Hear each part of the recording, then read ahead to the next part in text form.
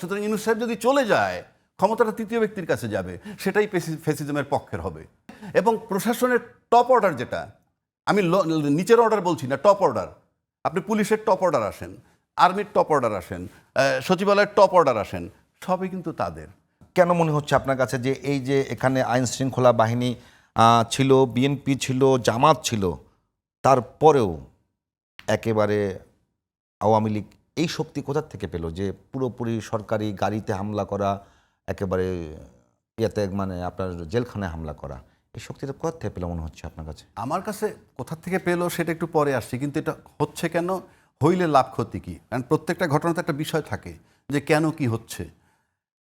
আপনি মনে করেন এই মুহূর্তে যদি আমরা ভালোভাবে চিন্তা করি, বাংলাদেশের নির্বাচন চায় কারা আর নির্বাচন চায় না কারা। তার আগে যদি আমি একটু পিছনে যাই, লন্ডনে তারেক জিয়া সাহেবের সাথে যে বৈঠক হলো 13ই জুন ইউনূস সাহেবের সাথে, অনেকে বলছে, জামাতের মতো দলও বলছে তার সাথে আলাদা বৈঠকের কি, এরকম কথা আসছে যে লন্ডনে গিয়ে তার সাথে। যেমন বিবৃতিতে বলছে। হ্যাঁ, প্রশ্ন হচ্ছে আমি সরকার প্রধান, আমি তো রাজনীতি করতেছি, এখন তামাশা করতে বসি নাই। সবাই রাজনীতি করে। গোপালগঞ্জে আজকে যে হামলা করতেছে আওয়ামী লীগের লোক, আমরা বলতেছি সন্ত্রাসী কার্যক্রম, কিন্তু তাদের দৃষ্টিভঙ্গি তারা করতেছে রাজনীতি। সবাই রাজনীতি। এখন ইউনূস সাহেবের একটা রাজনীতি, তারেক জিয়া সাহেবের সাথে দেখা করছে, এটা অপরাধটা কি? আমি আমার রাজনীতি করব, শান্তিপূর্ণ নির্বাচন দিব, তাতে যদি তারেক জিয়া সাহেবের সাথে কথা বললে আমার লাভ হয়, অসুবিধাটা কোথায়? অসুবিধা রয়েছে অন্য জায়গায়। তারেক জিয়া সাহেবের সাথে কথা বলার পর নির্বাচনটা চলে আসছে ফেব্রুয়ারির মাঝামাঝি। তার আগে কিন্তু তারেক জিয়া সাহেব, মানে বিএনপি লন্ডন, বিএনপি ঢাকা একই কথা বলতেছিল যে আমরা ডিসেম্বরের মধ্যে নির্বাচন চাই। পাশাপাশি আমাদের সেনাপ্রধানও বলছিলেন ডিসেম্বরের মধ্যে একটা নির্বাচন হওয়া সম্ভব। কিন্তু যেই মুহূর্তে, এবং তার পাশাপাশি কিন্তু বিএনপি ঢাকা বলছিল 2 জন উপদেষ্টা এবং খলিলুর রহমান সহ 3 জনের পদত্যাগও চেয়েছিল। বাট লন্ডনে কিন্তু সেই খলিলুর রহমানই তারেক জিয়া সাহেবকে রিসিভ করছে। অর্থাৎ তারেক জিয়া সাহেব উনি যৌথ বিবৃতি উনি পড়ে শোনাইছেন, তার মানে ওটাকে এন্ডোর্স করা হয়েছে। ঠিক সেখান থেকেই আমার কাছে মনে হয় বিএনপির লায়ন পার্ক ঢাকায়, শুধু বাইরে তো তারেক জিয়া রহমান সাহেব একা বাইরে, আর সবই তো ঢাকায়। ঠিক সেখান থেকে আমার কাছে মনে হয় একটা ফাটল ধরছে যে নির্বাচনটা নিয়ে কি হচ্ছে তাহলে। কারণ ডিসেম্বরের মধ্যে বিএনপিও চেয়েছিল এবং সেনাপ্রধানও চেয়েছিলেন। সেটা যখন ফেব্রুয়ারিতে চলে গেল, তখন আমার কাছে মনে হচ্ছে এইরকম যে প্রত্যেকটা লোকের কিন্তু একটা ওভারসিজ সাপোর্ট বলেন বা অন্য কোনো শক্তির একটা সাপোর্ট থাকে। যেমন Awami League is identified by home they are backed. Awami League সম্পর্কে একটা পরিষ্কার ধারণা আছে মানুষের যে এই ব্লকের ওই ব্লকের। আপনি গ্লোবাল ভিলেজে কিন্তু এখন মানুষ মনে করে কি বাংলাদেশেই বুঝি শুধু গ্লোবাল ভিলেজ, মানে গ্লোবাল রাজনীতি আছে না। আপনি উন্নত বিশ্বে কানাডাও রাজনীতি আছে, ইংল্যান্ডের নির্বাচনের বেলায়ও দেশের টার্নিং পয়েন্ট যারা করায় বিশ্বের, সেই আমেরিকা রাশিয়ার প্রভাব থাকে। ঠিক, এটা তামাশা না, এটা শুধু বাংলাদেশ না। মানুষে মনে করে শুধু বাংলাদেশেই বুঝতে হয়, নো, সেটাকে আপনি খুব সাহসের সাথে ডিপ্লোম্যাটিক কায়দায় ট্যাকেল করতে হবে। সেখানে আমরা একটা যে পরিষ্কার ইউনূস সাহেব সম্পর্কে কথা আছে, তার ওভারসিজ সাপোর্ট কে, আমার ভাঙার দরকার নাই।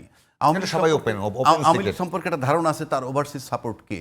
বাট আমি যদি বিএনপির দিকে তাকাই, সেটা কিন্তু ক্লিয়ার না। একটা জিনিস দেখেন, একদম পরিষ্কার আপনি হইতে পারতেছেন না। যেটুক পরিষ্কার হওয়া গেছিল সেটা লন্ডন মিটিংয়ের পরে মনে হইতেছে এই যে তারেক জিয়া সাহেব ইউনূস সাহেবকে একটা কোঅপারেশন করতে চাইছেন সুন্দর একটা নির্বাচনের জন্য। কিন্তু সেটা যখন এখানে এসব পর এটা ফেব্রুয়ারি শিফটিং হয়ে গেল, তখন একটা টালমাটাল পরিস্থিতি। আবার নির্বাচন চাচ্ছে না জামাত, শর্ত কি? পিআর সিস্টেমে করবেন। আচ্ছা, এনসিপি বলতেছে কি? সংস্কার, বিচার ইত্যাদি। মানে প্রত্যেকটা ইস্যুই কিন্তু নির্বাচনের ক্ষেত্রে অন্তরায়। মানে আপনি শক্ত করতে পারবেন না। আপনি যদি ফেব্রুয়ারিতে নির্বাচন করতে চান, তাহলে আপনাকে ডিসেম্বরে তফসিল দিতে হবে। আর ডিসেম্বরে তফসিল দিতে হইলে সেপ্টেম্বরের মধ্যে আপনার নিশ্চিত হইতে হবে যে লন্ডনের যে শর্ত ছিল সংস্কার, বিচার, যে অগ্রসর যে পরিস্থিতিটা দেখবেন, সেটা কিন্তু সেপ্টেম্বরের মধ্যে ইনশিওর হইতে হয়। পাশাপাশি আপনি নির্বাচন করতে গেলে এটা আপনার সংবিধান দরকার। এখন তো সংবিধান আমাদের লিকুইড ফর্মে আছে, কেননা পিছনের যে সংবিধান অরিজিনাল যেটা, সেটা তো আমরা নাই এই মুহূর্তে। আমরা বলছি ওটা বাদ হয়ে গেছে, কিন্তু সংস্কার প্রক্রিয়া যখন চলতেছে তখন একটা জায়গায় একটা সংবিধান দাঁড়াইতে হবে। সুতরাং লিকুইড, এই যে লিকুইড জিনিসটা তো আপনাকে সলিড করতে হবে, সেটাও আপনি করেননি। তাহলে নির্বাচনের নিশ্চয়তাটা কি? 1, 2, এই নির্বাচন যেভাবেই হোক বিএনপি জিতবে। আজকে হইলেও জিতবে, 6 মাস পরে হইলেও জিতবে। হয়তো কিছু সিট কমতে পারে, সেটা ভিন্ন কথা। কিন্তু এদের ভিতরে যে একটু লড়াই, এই যে মত অনৈক্য, পিয়ার সিস্টেম হবে নাকি বা ইত্যাদি ইত্যাদি যে লড়াইটা হচ্ছে, মৌলিক কতগুলো লড়াইয়ের কারণে স্থির হইতে পারতেছে না, এতে লাভবান কি হবে সেই জায়গাটা আপনাকে দেখতে হবে। এই যে পতিত সরকার যে আওয়ামী লীগ, সে কিন্তু দুর্বল নয়, তার একটা অংশ কিন্তু বঙ্গভবনে বসা আছে, আর একটা অংশ কিন্তু বলছিল ইনক্লুসিভ নির্বাচন দেখতে চাই, সে প্রশাসনের লোক কিন্তু ইনক্লুসিভ নির্বাচন চায়।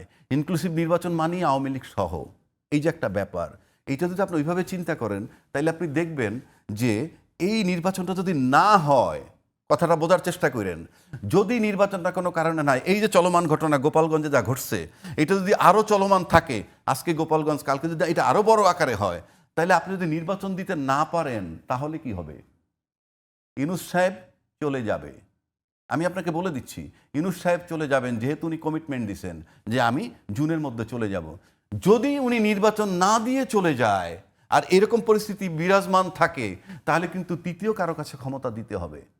এবং ইউনূস সাহেব যদি চলে যায় এবং তৃতীয় কারো কাছে যদি ক্ষমতা দেয় বাংলাদেশে, এনি তৃতীয় ব্যক্তি, আপনি যাকে আনেন, যে কর্নার থেকে আনেন, তার তো সরাসরি পলিটিক্যাল পার্টির লোক তো আর আনতে পারবে না, আনতে হবে যে পলিটিক্যাল পার্টিতে ইনভলভ না। আমি তো বিএনপির তারেক জিয়ার সাথে ক্ষমতাটা দিয়ে যাবে না, কিংবা জামাত ইসলামের কারো কাছে ক্ষমতাটা উনি দিয়ে যাইতে পারবে না, ওদেরকে আসতে হলে নির্বাচনী প্রক্রিয়া হবে। আর এরকম খারাপ পরিস্থিতি তৈরি করে যদি ক্ষমতা কারো কাছে দিয়ে যেতে হয়, তৃতীয় কারো কাছে, সেটা দিয়ে উনি গেলে যেতেও পারেন, কিন্তু সেই তৃতীয় ব্যক্তি যেই হোক না কেন, সে কিন্তু পতিত সরকারের লোক হবে। কেননা প্রশাসনের লোক আনেন, তার লোক, সাবেক সচিব আনেন, তার লোক, সাবেক বিচারপতি আনেন, তার লোক, যাকে আনবেন তার লোক। এটা হবে ফ্যাসিজমের জন্য সবচেয়ে বড় বিজয়, যে নির্বাচন যদি না হয় এবং ক্ষমতা যদি তৃতীয় কোনো ব্যক্তির কাছে যায়, সেটা সেই তৃতীয় ব্যক্তি যেই আসুক না কেন, ডাইরেক্ট প্রত্যক্ষভাবে হোক আর পরোক্ষভাবে হোক, সে তাদের রিপ্রেজেন্টেটিভ টু সাম এক্সটেন্ট। সুতরাং সেই কারণে এই যে কতগুলো শক্তি আইডেন্টিফাইড, কে কোন বলয়ের, ইউনূস এক বলয়ের, আওয়ামী লীগ এক বলয়ের, কিন্তু বিএনপির বলয়টা ঠিক নাই। সুতরাং বিএনপি নির্বাচন আসলে কি হবে? 5 বছর ক্ষমতায় থাকবে।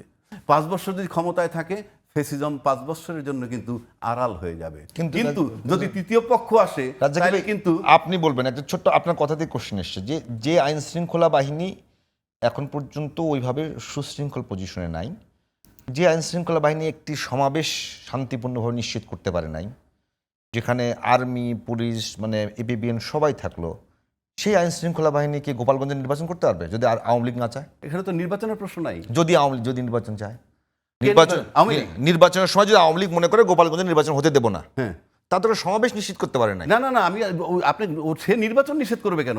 নির্বাচন যদি জাতীয়ভাবে বানচালই হয়ে যায়, বানচাল যদি হয়, তৃতীয় ব্যক্তি গেলেই তো তাদের লোক যাচ্ছে, তাদের লোক যাচ্ছে, আওয়ামী লীগ না। বাট সে ওই ফ্যাসিজমটা ফেভার করবে।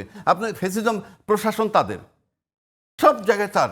সুতরাং আপনি, এবং প্রশাসনের টপ অর্ডার যেটা, আমি নিচের অর্ডার বলছি না, টপ অর্ডার, আপনি পুলিশের টপ অর্ডার আসেন, আর্মির টপ অর্ডার আসেন, সচিবালয়ের টপ অর্ডার আসেন, সবই কিন্তু তাদের। তা আর একমাত্র আর কয়েকদিন পরে 1 বছর হবে হ্যাঁ সরকারের। হ্যাঁ, তো এই 1 বছরের সরকার তাহলে অর্জন কি করলো? করবে কি? সরকার অর্জনটা করলো কোথায়? করতে পারলেন না তো আপনি, সেটাই তো আমি বলতেছি, আপনি অর্জন করতে পারলেন না। সুতরাং ইউনূস সাহেব যদি চলে যায়, ক্ষমতাটা তৃতীয় ব্যক্তির কাছে যাবে, সেটাই ফ্যাসিজমের পক্ষের হবে। এবং সেই জন্যই ষড়যন্ত্র চলছে নির্বাচন যাতে না হয়। এজন্য বারবার আমি বলতেছি, বিএনপির দায় দিব, ওনাদেরকে দায় দিব। আপনারা যে কোনো ফর্মে পারেন, ওনাদের প্রথম উচিত ছিল এনসিপিকে গিলে ফেলা। কিভাবে? ভালোবেসে। আপনার পৃথিবীতে সবচেয়ে দামি অস্ত্র কিন্তু ভালোবাসা। এখনো সবচেয়ে দামি অস্ত্র ভালোবাসা পৃথিবীতে। যে যত বলেন, বুলেট দিয়া, মাইরা, কাইটিয়া, নিজের সন্তানরে পিটাইও আপনি ঠিক করতে পারবেন না। Love is the best weapon in the world. আপনারা যদি শুরুতে তাদেরকে গিলে ফেলতেন, কিচ্ছু হইতো না। ওখানে আপনারা ভুল করেছেন, আপনারা গিলে ফেলেননি। রাষ্ট্রপতিকে অপসারণ করা ছিল ফরজে আইন। You have miss the bus. আপনি এখন আর তাকে, এখন আপনারা বুঝতেছেন হারে হারে যে একটা সরকারের অর্ধেক হইল আওয়ামী লীগ, পতিত সরকার। উনি তো চকের ইমাম না, ও তো ওই সরকারের খাচ্যতের একজন লোকই। সেই লোকটাকে আপনি পাশে বসায় রেখে কালকে আপনি নির্বাচন করে আসলেও কিন্তু আপনার তাকে নিয়ে সহাবস্থান করবে।